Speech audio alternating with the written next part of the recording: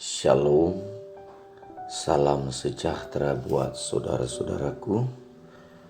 Judul renungan kita hari ini, Kristus bisa datang sebelum ini.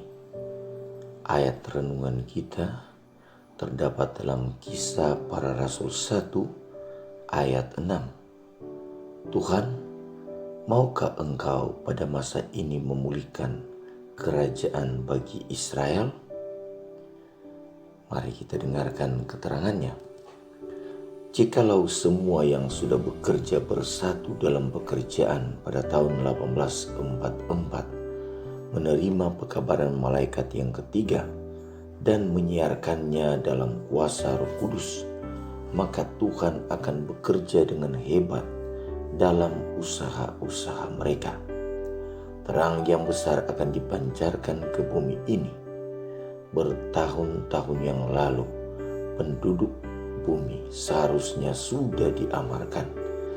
Pekerjaan penutupan sudah diselesaikan dan Kristus sudah datang untuk umatnya. Bukanlah kehendak Allah agar bangsa Israel selama 40 tahun di padang belantara.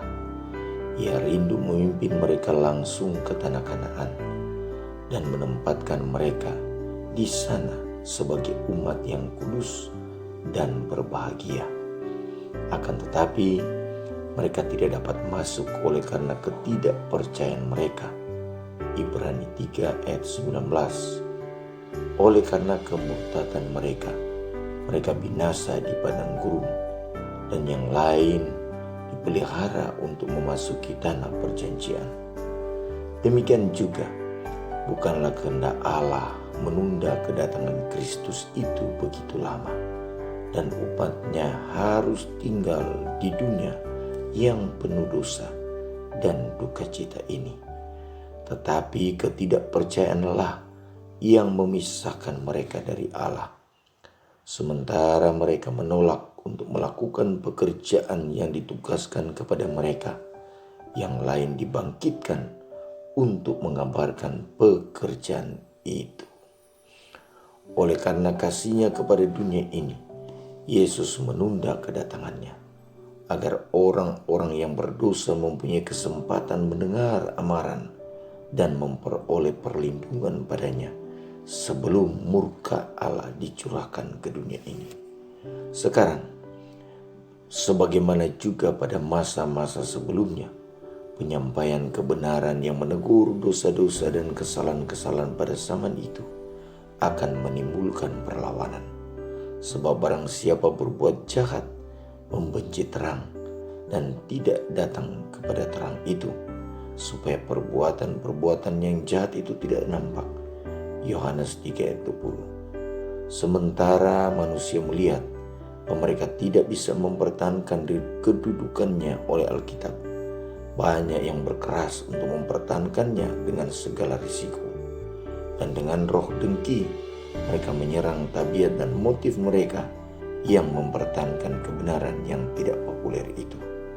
Kebijakan seperti itulah yang dilakukan sepanjang masa.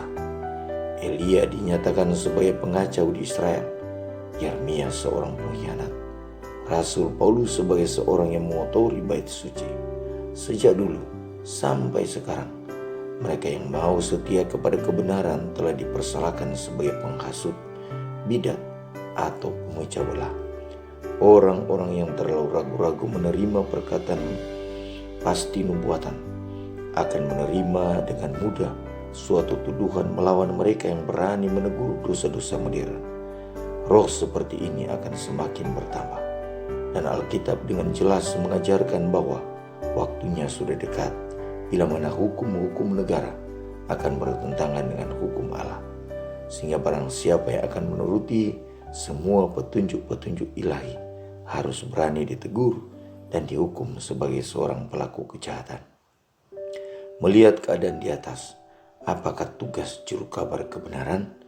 Apakah Allah memberikan terang kepada hamba-hambanya pada zaman atau generasi ini? Kalau begitu, mereka harus menyinarkannya ke dunia ini. Alfa dan Omega jilid 8 halaman 478 sampai 480. Doa kita hari ini. Terima kasih Tuhan untuk pekabaran hari ini. Kami diberikan nasihat untuk bekerja bersatu menyampaikan kabar baik. Akan ada banyak tantangan oleh karena penyampaian kebenaran yang Engkau berikan. Tetapi kami harus tetap menyampaikan itu oleh karena keterlambatan kedatangan Tuhan. Bukan karena Tuhan tidak atau belum akan datang. Itu karena kami belum bekerja.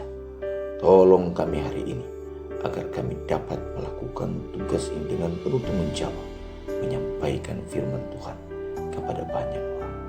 Terima kasih untuk pekabaran ini Tuhan. Kami persembahkan doa ini hanya dalam nama Tuhan Yesus, nama yang indah, Tuhan dan Juru Selamat kami. Amin.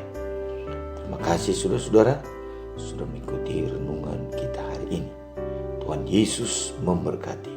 Shalom.